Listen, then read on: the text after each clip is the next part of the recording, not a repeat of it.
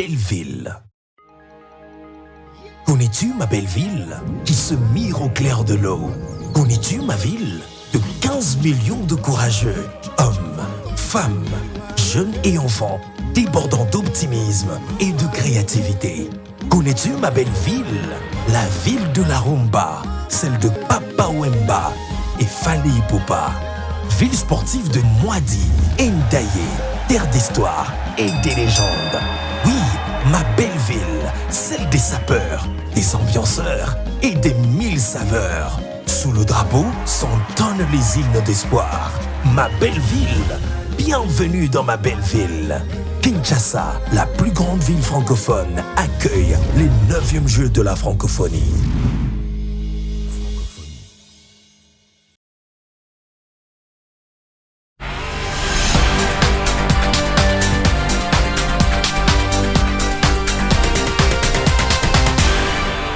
Session d'information sur A30 Télévision. Mesdames et messieurs, merci de nous rejoindre. D'abord les titres.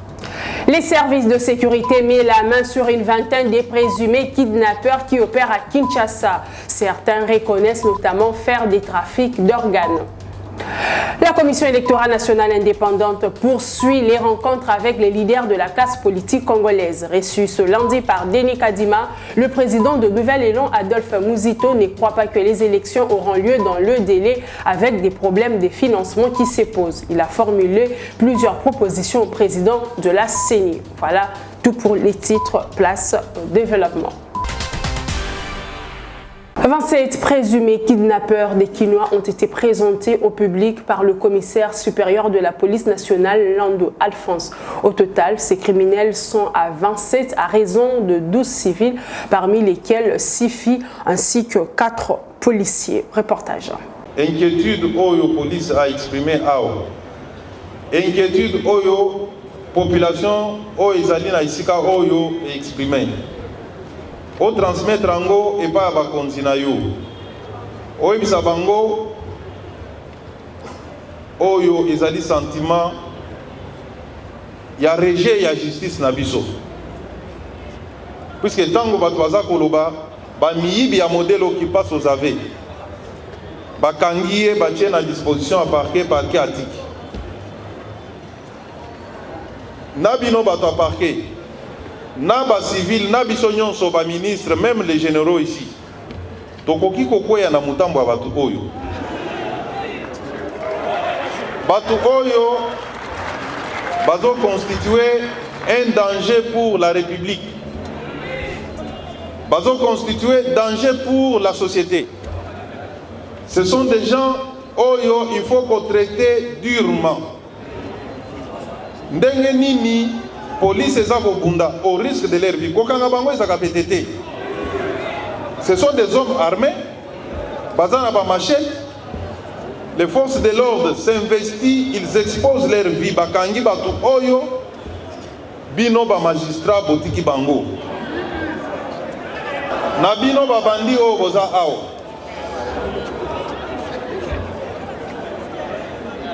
Boye ba que cette fois-ci, bogo échapper du sous-souté.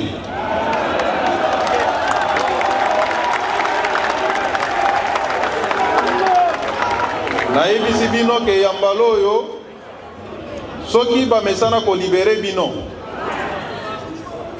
yambala oyo bakotika bino te poto kolandela. Ras-le-bol des chauffeurs de taxis à Kinshasa, ras-le-bol exprimé à la suite des tracasseries policières dans les artères de la capitale. Selon certains conducteurs interrogés, ces mauvaises manières ont refait surface de façon plus accrue 7 jours seulement après la fin du moratoire du gouverneur de la ville de Kinshasa. Reportage. En principe, la fin du moratoire est à l'entendement de chauffeurs de Kinshasa le début d'une ère nouvelle à travers les artères de la ville. Celle a-t-on cru d'une période nouvelle sans tracasserie policière. Pour ces conducteurs des taxis et de transports en commun, ce moratoire n'était qu'un trompe-l'œil. Et pour cause, à peine le délai du moratoire a expiré, aussitôt les tracasseries policières sont revenues au galop et ont refait surface avec le même mode opératoire. à savoir la confiscation des forces brutales du volant au conducteur, les crevaisons de pneus au moyen de ce qu'ils appellent Mbassou. Ainsi, ces taximens s'interrogent-ils sur les vrais agents de l'ordre commis à la circulation des véhicules. Côté la biso na la police, ba NIO ba côté dans la police, yango le lobby to vivre na tracasserie parce que NI na niveau ya ministère intérieur ba côté ka policier ya NIT. Parce que à côté la biso tracasserie, à côté la biso insécurité parce que za na salaire ti za no identifié. Lelo ba policier n'a pas eu la sécurité, les policiers copent comment ils ont moto, kokanga mutuka. Musale esengi ba ça pour la sécuriser biso na ba bien na biso ya monter bango ba koma osala. Les policiers musala na commandé poche ya civil. Biloko ya civil pour yende azwa ki non pour na pa na ye. Les pour ba sécuriser biso musala wana eza lisuté. La police n'est aza en tête ya makamunyoso.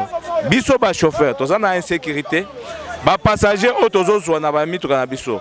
Baza lisusu na insécurité makasi, insécurité comme En effet, après le moratoire, c'est encore pire qu'avant selon certains autres chauffeurs interrogés sur ces sujets. Aux autorités de la ville de mettre fin à ces cycles infernaux des tracasseries policières. Le président de la Commission électorale nationale indépendante a reçu ce lundi 3 juillet le leader du parti Nouvel Élan, Adolphe Mouzito. Cette rencontre s'inscrit dans le cadre de ces rencontres avec la classe politique pour trouver des solutions aux différentes controverses autour du processus électoral. Au sortir des échanges, le numéro 1 de ce parti de l'opposition a soutenu avoir formulé plusieurs propositions à Denis Kadima. Comme vous le savez, dans le cas du processus électoral. Alors nous avons abordé 3 ou 4 points, essentiellement 4. Le premier point a concerné l'actuelle saisie, le fait qu'elle ne représente pas l'ensemble des forces politiques. Parce qu'en son temps, dans les cas de l'avocat, nous parti et notre partenaire d'alors, nous avions proposé que la CENI soit composée au niveau du bureau de la société civile. Mais qu'au niveau de la plénière, que ce soit les partis prenants, c'est-à-dire les partis politiques. Malheureusement, nous n'avons pas été entendus, alors on a politisé la CENI. Au niveau du bureau, on a mis des partis politiques. Nous pensons que pour la suite du processus, et c'est ce que nous avons dit au président de la CENI, nous voulons qu'on puisse intégrer les partis qui ont été exclus, à savoir la Nouvelle Élan qui est décidée dans le cadre de la. Ça, c'est la première proposition. La CENI nous a dit que cette question ne relevait pas de sa compétence, ce que nous avons fait.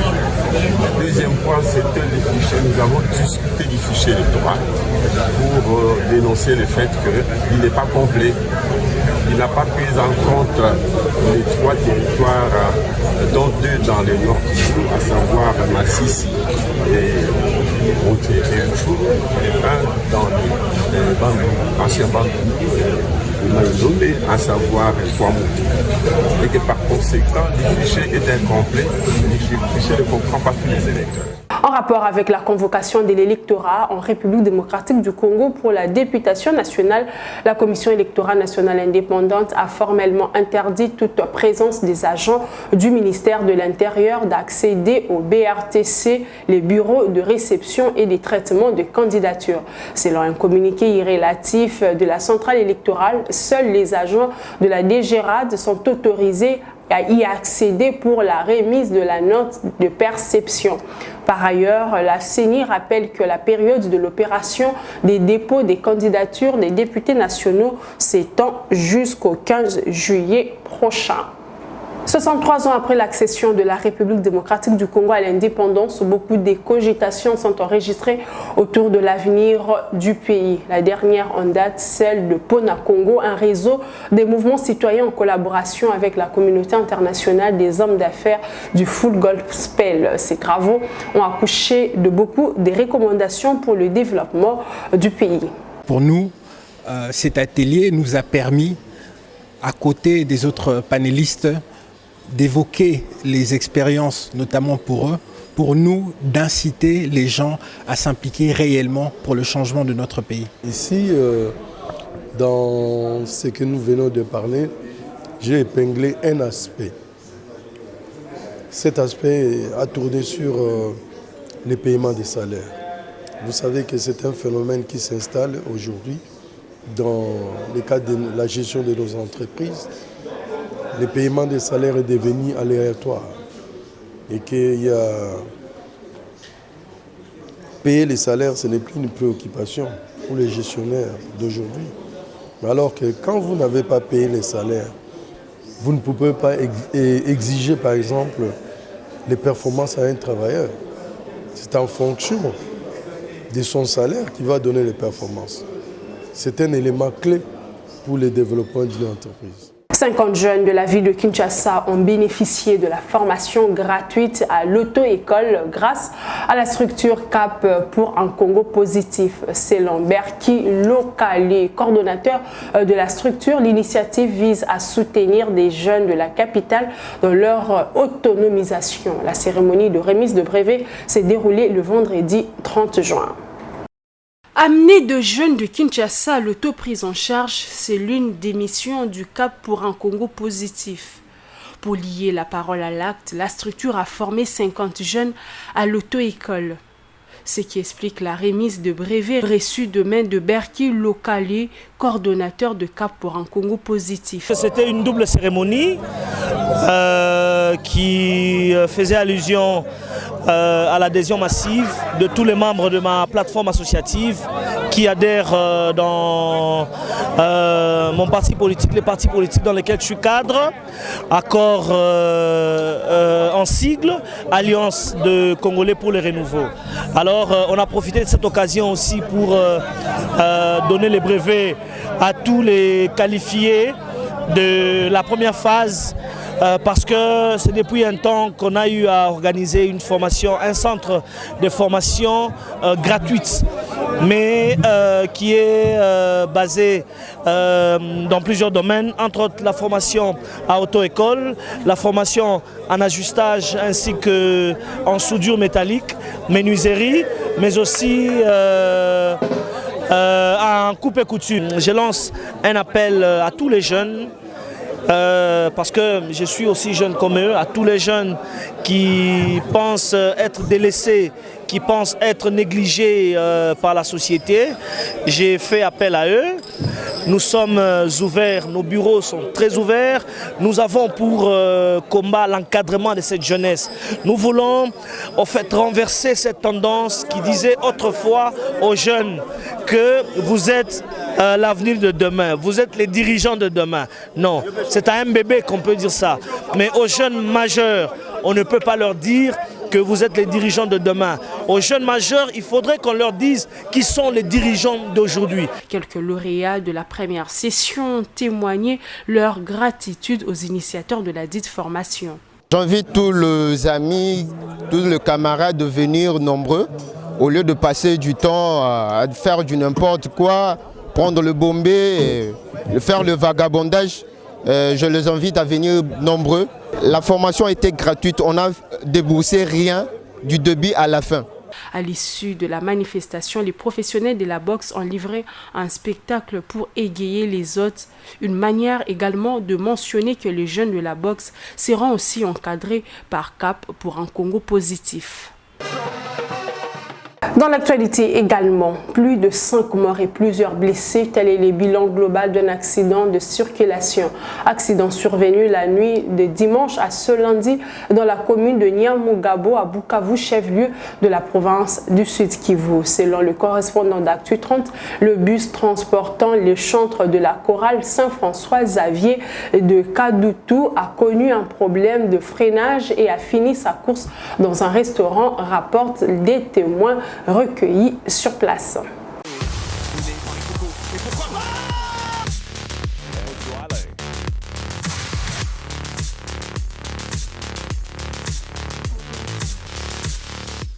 En sport, inauguration par le gouverneur de la ville de Kinshasa, Jean-Thény Ngobila, du terrain de basketball situé à la place commerciale de la 7e rue Limité. Inauguration survenue après la cure de jouvence de ce site grâce aux efforts conjurés par la NBA Afrique et d'Afrique à Développement Solutions. Doté d'un système d'éclairage avec des panneaux solaires, ce terrain réhabilité est à même d'accueillir des matchs nocturnes. C'était le samedi dernier.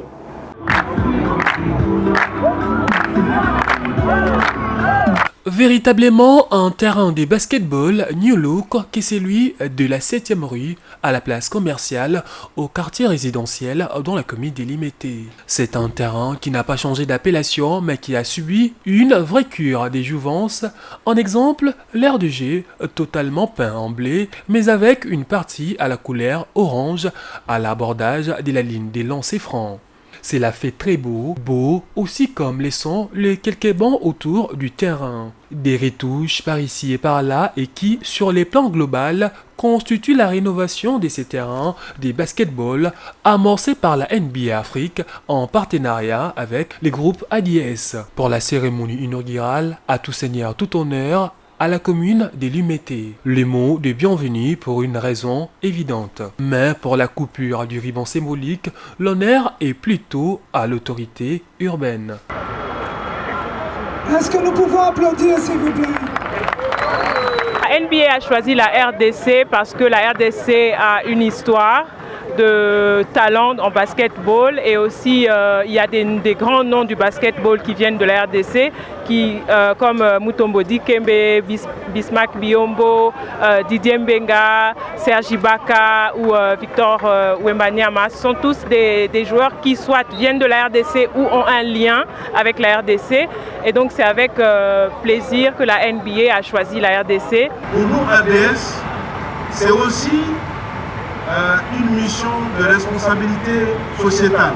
Parce que dans tous les pays où on fait des affaires, on veut aussi donner à la communauté. Donc c'est pour cela que nous offrons ce terrain. La NBA s'occupe de la formation, du marketing et tout ce qui va s'ensuivre. Pour un événement de taille, cette inauguration a rehaussé la présence de nombreuses personnalités dans les lots. Le PDG de la NBA Afrique, Victor Williams, le fondateur du groupe IDS, Samba Batili, le basketteur international congolais de la NBA, Didier Mbenga et bien d'autres encore. Cette cérémonie était aussi l'occasion d'un tournoi des juniors avec la participation de 200 jeunes de deux sexes. Dans un match des perdants de la première journée du tournoi Fati Cup réservé aux moins de 20 ans de l'UNIFAC, la République démocratique du Congo sera face mardi à la République centrafricaine dans le cadre de la deuxième journée de cette compétition. Guy Boukassa, le sélectionneur de la RDC et Richard Wangolé des Fauves du Bras ou Bangui, chacun rêve d'une première victoire dans ce tournoi. Ils l'ont dit ce lundi en conférence de presse d'avant-match au siège de la FECOFA. Défaite amère que celle subie par les Léopards devant les Panthères du Gabon par 3-4.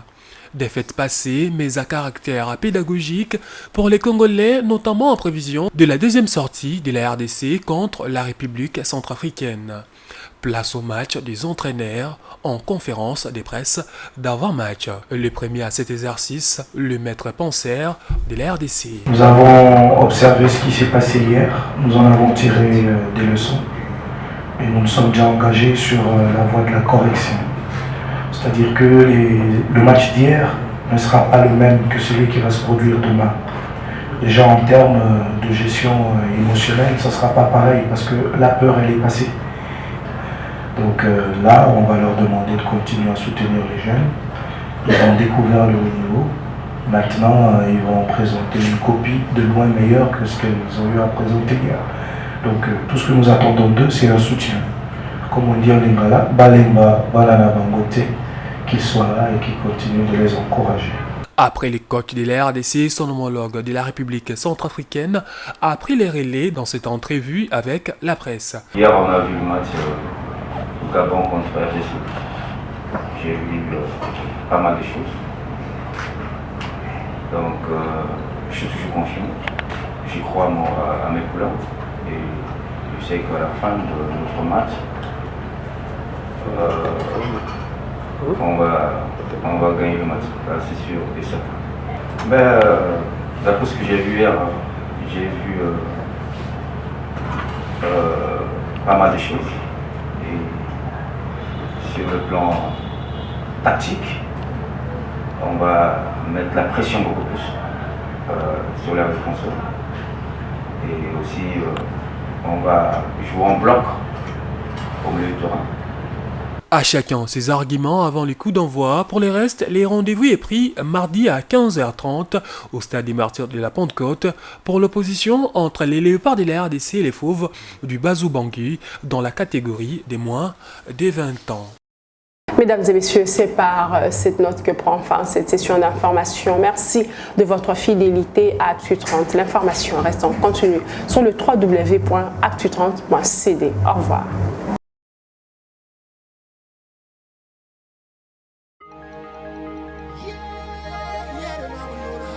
Bienvenue à Kinshasa, capitale de la République démocratique du Congo, qui dans quelques jours va abriter le 9e jeu de la francophonie. Une première pour la RDC.